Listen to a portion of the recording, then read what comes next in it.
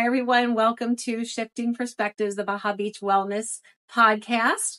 I am Wendy, your host. Today I'm joined with Angela. Hello. And Bridget. Hi. Hi. It's been a little while. We took a little bit of a break, but we are back ready to roll. I hope you enjoyed the time off and got caught up on all of the past podcasts that maybe you had missed. So today we are talking about something that affects a lot of people. I'm sure it's definitely been affecting some of us here.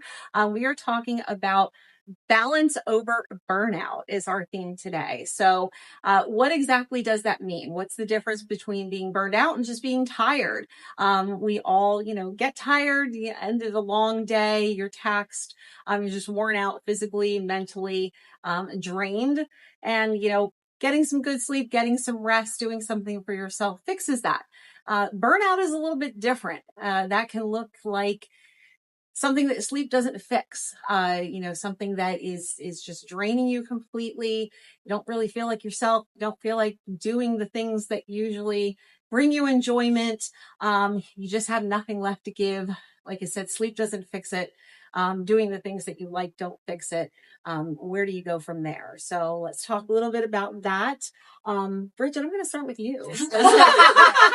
You've got this whole company on your shoulders, that's got to be a lot. Well, I think that was a really good description, Wendy, of how it can feel like being burnt out. And I think we've all been there at some point. I know for us, we took a break from podcasting because we've been going through a really huge software upgrade, which has been, honestly, if we're, we want to be honest here, has made us a little bit burnout as a team. A little bit, I'm kind of being modest, we've all been working around the clock, and with a lot of changes to get stuff done. So, we've definitely all felt that as a team. And it's funny because it's always the one to preach, balance over burnout or taking time for yourself, right? I'm really good at preaching that, but I'm not always good at giving myself the same grace. So, I think it's really important. It is so important because at the end of the day, if you're burnout, you're not going to perform at your best. Yeah. You can pour from an empty cup, but it's going to catch up with you at some point. So I think, for me, some things that I do, I'm really trying to think honestly too, even like going outside and just getting a little bit more grounded sometimes. I want to talk about social media because I've, again, with everything that we've been going through, I've been trying to take a little bit of a break from social media. I'm so lucky and grateful for our director, Meg, who's behind the scenes over here, who takes, care of our social media. I didn't always have the flexibility or ability to step away when I ran the social media for our company. So I'm grateful to have that now. But it's funny. I don't know if you guys have ever decided to take a break for your mental health from social media. Oh, I thought you meant in general. But it's hard to do that, not just because you don't want, because there's definitely a dopamine like addiction to it. Like, I find myself wanting to take a break and you want to open Facebook or Instagram or something like that. So I've been trying to shut that off to, make things calmer and more steady.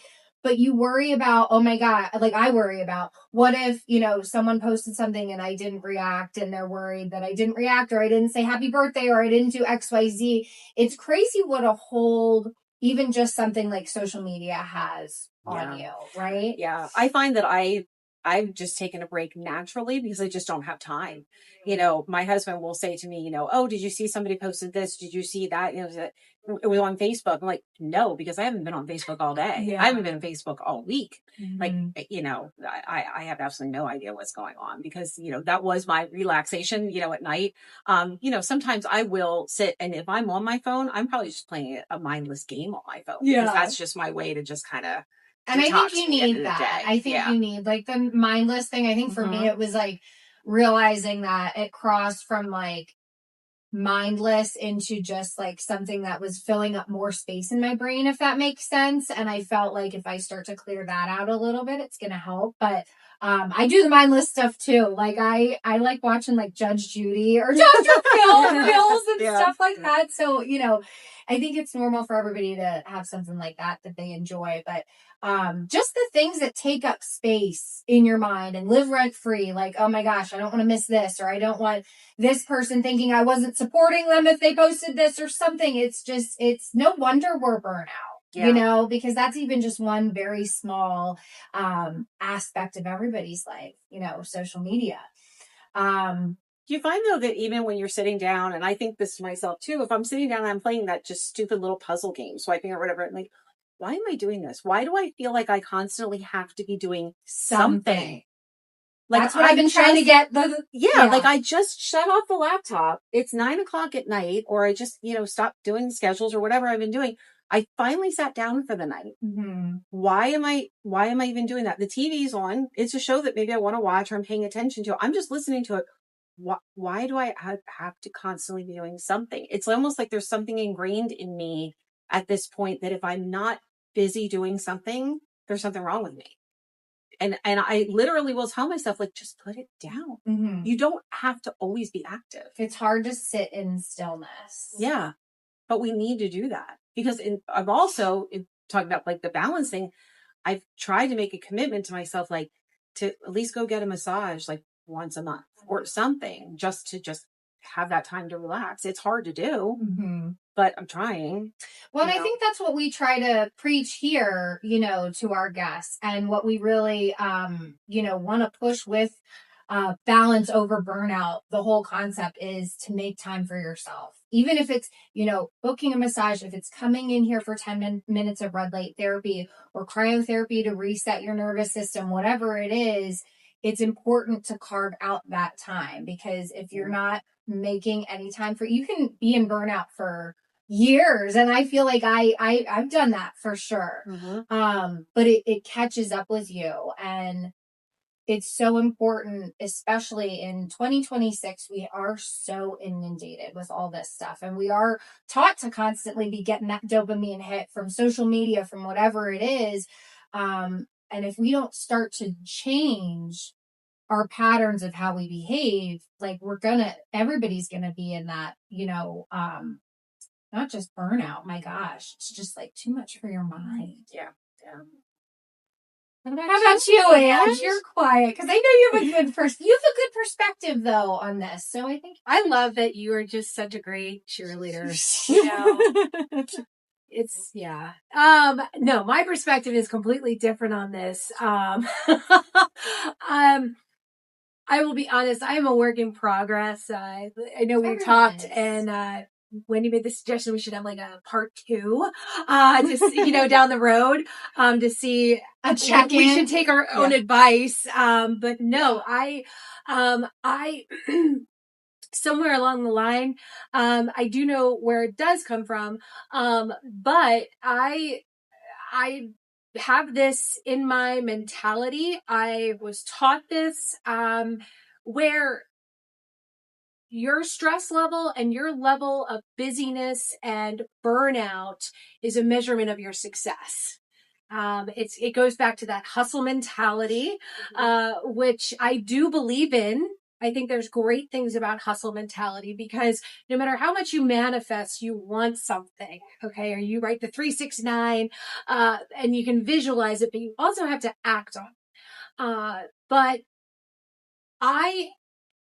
I thrive. I'm going to be honest. I thrive on burnout. I thrive on chaos. I know this is not good advice or good to say, but that is me personally, and I have a problem. I'm the problem. But I think it goes back to like restaurant mentality. This is a new thing that's coming across my For You page on TikTok. The restaurant mentality. I've been a server on and off for, my gosh, since I was, I think, like 17. And it makes sense. So in a restaurant, there is always things happening. And if you are a server or bartender, you dream at night about the worst case scenarios happening.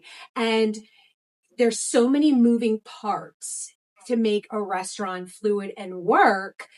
It's something chaos. There's a saying for it. But anyways, your mind is always spinning and working, or you'll say to somebody, oh, no worries. I got you. Well, there's something to worry about, when you're slammed and there's a wait, whatever. And it's going to take 20 minutes more to get that correct dinner out. But, I think, especially in today's day, with dopamine addiction, the way that it is, it's hard not to, for me, especially. I work well under pressure. I'm recently diagnosed with adult ADHD. So I have another problem. Anyways, but I don't want to sit still. I don't want to sit alone with my thoughts, just because if we start doing that, we have to address the internal demons going on.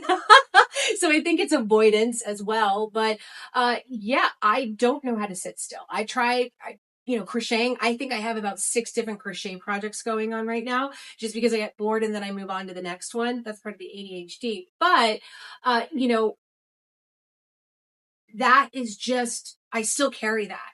I'm willing to have what I thought was a heart attack, but it was actually a panic attack. Like, I'm willing to, whether it's work or just have that chaos in my life, I go through it. I'll put myself in that situation because I don't know what it's like to either relax, or when I do relax, I don't know what to do with myself. And I've tried addressing this in therapy, and it's a slow work in progress. But I also too think, especially with women and mothers, we don't like to ask for help. We try to take everything on. And the problem with that is not only are we working full-time jobs, but we also carry the emotional weight of everybody that we birthed or were married to, and extended family. We carry that as well. So we don't get a break. And as soon as I've ever stopped to sit and relax a little bit, that's when a text comes through, or, I got to run here, or something just happens, and you just, I don't know. I kind of look at it. It's like, well, why even bother? Because I know that it's mom. Yeah, exactly. I even, when I do get a massage, I warn my family on the family group chat, unless the house is on fire, don't call me, or if there's something wrong with you have to check in, and you have to tell all these people, I'm going to be off the grid for an hour. You have to actually tell people that first. Leave me alone. It's ridiculous. And it doesn't happen. No, it doesn't happen. Even at work, my son has called every one of the Baja Beach salons because he hasn't been able to reach me on my phone, I'm thinking there's an emergency, and he just wants to know what's for dinner. He has done that before. Oh my God. Yes. Yeah. So I just think that we are very accessible through cell phones and text messaging. That's a problem, or a hurdle, where we want to shut off, but we can't. And we can't ignore, for some reason, you just can't ignore it either. No. As much as I try to set that boundary on myself, that it's I know.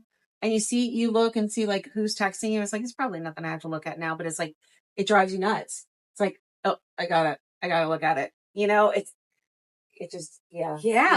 always on. I've been there. Trying even the littlest that this is how ridiculous. I'm so glad we're talking about it, because this is how ridiculous it is that we live our lives like this. No one's doing anything wrong, but I've even moved my phone from if I'm taking a shower, into my closet, so it's not right there, so I can check it the second I get out of the shower. And I'm why do I need to do that? That's insane. It's insane. We can't, and I don't think any of us want this. I know you're saying you thrive on it. I love it. But I don't know any different. I really don't. I think that's what we need to find the difference, you know? And I think no, I'm with you. I don't think that I'm extended to you, but I'm the same way. I do. And I'm a procrastinator, but I know that I need to be that way because I work best at the last minute. You know, I'm not a doctor, but I think you have ADHD. Oh, too. I absolutely do. I absolutely do. Yeah. I will say to Kevin a lot of times if I have to do a lot on the weekend, I'll say, look, just let it go. You're going to see me go from this to this to this to this to this, but that's the way I get it done the best. Yeah. Because it drives him nuts. He's like, will you please finish one thing before you move on to the next? I'm like, no, this is how I know I work the best. Right. And I'm the same way here. I'm working on the schedules. I'm in the email. I got a text. I got this. I got that. Now I'm at the desk. Now I'm doing this. But that's how I need to get it all done. I have to do it in pieces because I can't sit still for very long. Yeah. I'll be at home at the desk. I'm working on this. It's like, I think maybe the dogs need to go out. I think maybe I need a drink. I don't, but I can't sit still for very long. I absolutely do. I know I do. Absolutely. Yeah, I almost want to dog leash myself to my dishwasher because I'll start to unload the dishwasher and I'll see something else and then I'll just leave the dish. You know, I just like you, I don't sit still. It's almost like I need and then he'll come one of back those little in. backpacks with the leaches on. You know, at least I did it with my kids. It was great. He comes in, he's like, "Were you done with that?" What? Just leave it alone. That. No, I guess I was. Yeah, I wasn't done with that. And it's weird because I feel, me personally, when I do get overwhelmed and I'm running on E, I don't want to ask for help. I look at it as a sign of weakness. If I, you know, I should be able to do all, and I don't know where that comes from.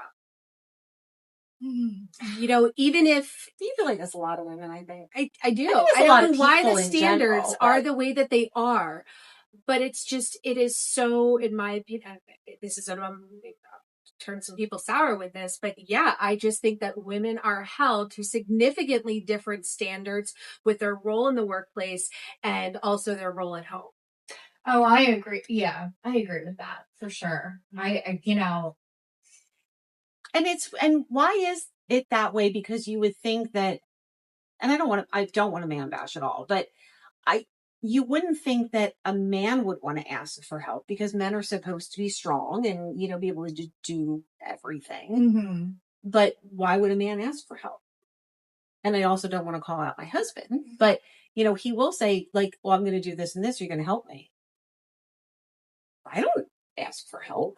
You know what I mean? Yeah. Like, I don't. Yeah. Unless it's something, you know, that really physically I can't carry or open or, you know, do something like that. Like physically I can't, but I really don't ask for much help, but he will ask for help. And I don't know if it's because like the house is more my domain. He's doing something inside the house, maybe that it's like, well, I don't know how you want this done. Yeah. I don't know where that comes from, but he will ask for help before I will. And I don't know where that comes from. Well, it is like, you would think women would get more grace, right? Because of everything that we hold and carry for everybody else. But it does seem like it's not that way. No. Maybe we just gave off that persona from the very start. Like, oh, I got this. Like, how often we said, I got this. Well, I don't know. And right now, you know, what grinds me, right, is when somebody says, well, do you need my help? Or what can I do for you? Or how can I make it easier for you? Well, now you're putting the freaking burden back on me. Like, I am on decision, like, fatigue to begin with. Okay. And now you're asking me another question. Just do it. Like, you can see, you got a front row seat. Okay. The way my house is set up, and I'm going to call somebody out. That's fine. But you got a front row seat to me, unload the dishwasher, feeding the cats. That's horrible. But feeding the cats and cooking dinner and doing this and doing that. And it's like, setting the table, like, where does that, and again, we're man bashing, sorry, but, it's like, I get frustrated because just take the initiative. Yeah. You know, but when somebody says, well, how can I help you? Or what can I do to help? I'm like, my gosh, well, now that's a burden on me. Maybe I know I'm screwed up. I'll admit it. But that's just the way, like, this head works and I got problems. But yeah, Yeah. But, you know, I mean, I was thinking about this earlier today. You know, we are man bashing, but, you know, for the men, no, but really we for love the men, them dearly. For the men too. Men truly, I I know do get burned out as well. Because, I was thinking about this, from the perspective, I don't know if I'm right about this or not, but I feel like there is a little bit of a shift now again, because, childcare is so expensive. A lot of kids are being homeschooled, doing cyber. I think that there is a little bit more of a shift of having moms stay home. So you think about husbands that are out working, they've got a lot of pressure on them now to be the only person bringing money into the home. They're working hard. They come home from that hard day, that long day. And, the mom is saying like, oh, thank God, I've got relief. Here's the kids, they just came home from probably a really long day at work. And now they got to be on as dad too and take that over because the mom needs some relief. So, they're getting burned out too, because, they had the work and now they've got the kids and, so they go to bed and go to work again the next day. So, I think we're all getting, everybody needs balance. We're all getting burned out, and male or female, and we're all running that hamsters on the wheel all the time. And what's sad, and you're bringing up kids, what I'm starting to see, and maybe you two will agree, depending on what, I know your kids are grown, but depending on what your kids are doing, but you coached. I think also we're starting to train our children that way, to burn themselves out. Oh, I absolutely saw it. I always made sure that my kids, I always told them like they always did dance. They both did dance. And you can do one other thing. It wasn't, I saw a lot of their friends were in like 2, 3, 4 things. And it's like, I'm not going to let your activities rule our entire lives. Like, we need to see our family. We need to have fun. We need to have downtime. Yeah. Like, that's so important. It's always we been, couldn't do it. We did sports, each of them did sports for years and years and years, and it got to the point where they were both kind of like, we don't want to do this anymore. And it was every weekend, all the time we were going somewhere. And now with how busy we've been, I have no idea how we even had time for any of that. But it's true, I feel more connected with my family now that we're not running somewhere every single night and every single weekend than I ever did when we were in all these activities. But I grew up the same way, that like, that proves success. How many activities you're in, how many camps the kids are going to, and then it's like, well, I think it's more important, and I want to raise my kids like, I'd rather spend time with you and like build that relationship with you guys, because it goes quick and you don't, I think a big thing too with just burnout in general is figuring out how to be present. Figuring out how to get the balance in and how to be more present, because our minds are going all the time. There's always, a never ending to-do list.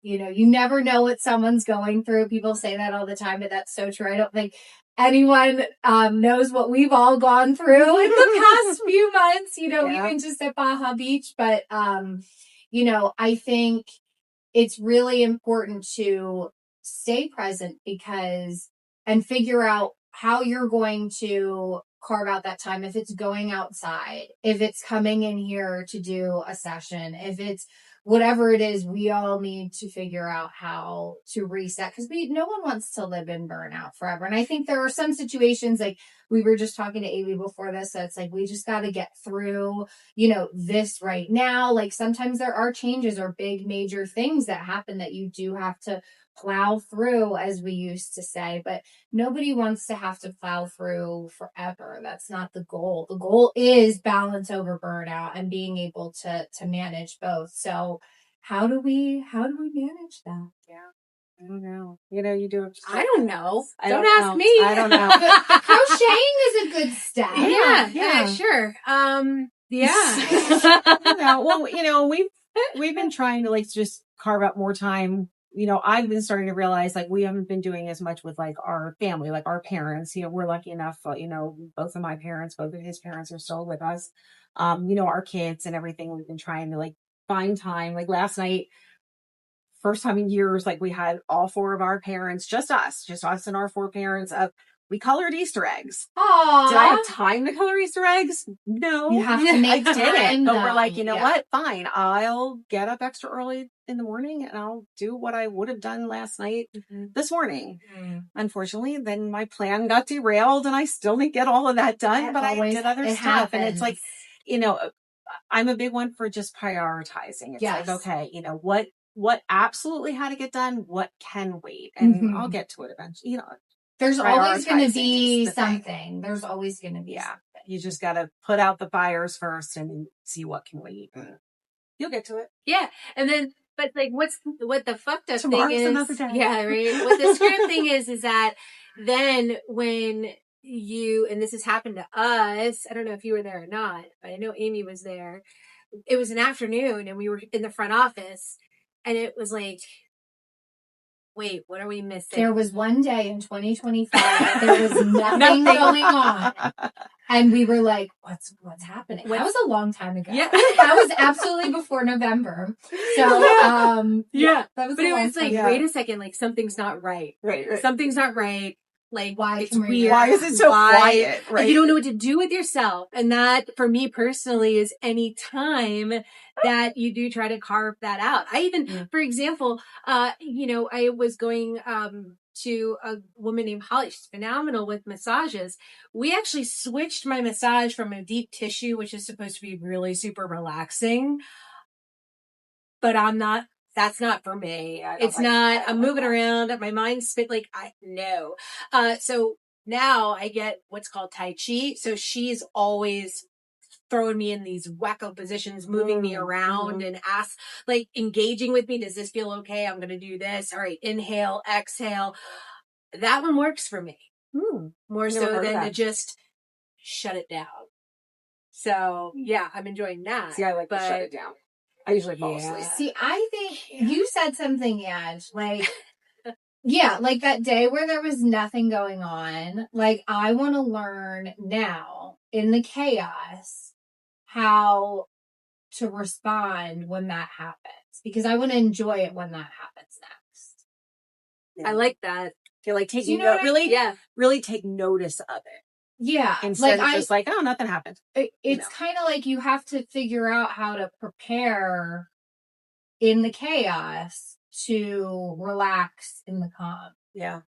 Because I don't think I've ever relaxed either. Like, I know exactly what you're saying. It's so hard. But at some point, isn't that what we're all working towards, right? Isn't that what everybody is working towards in their life? To have that balance over, that's why people work to retire someday and to finally be able to, but if we're all as a society stuck in the constant dopamine and filling every second with, tasks, worries, social media, everything else, what are we going to do when there is time to slow down? Then you're scared. You don't know what to do when you don't have anything going on, I think it's really important and part of the mission of what we're doing is to train our guests to slow down. That this is important for a lot of reasons, but to make that commitment to yourself to come in for a few minutes and to have you time is going to help you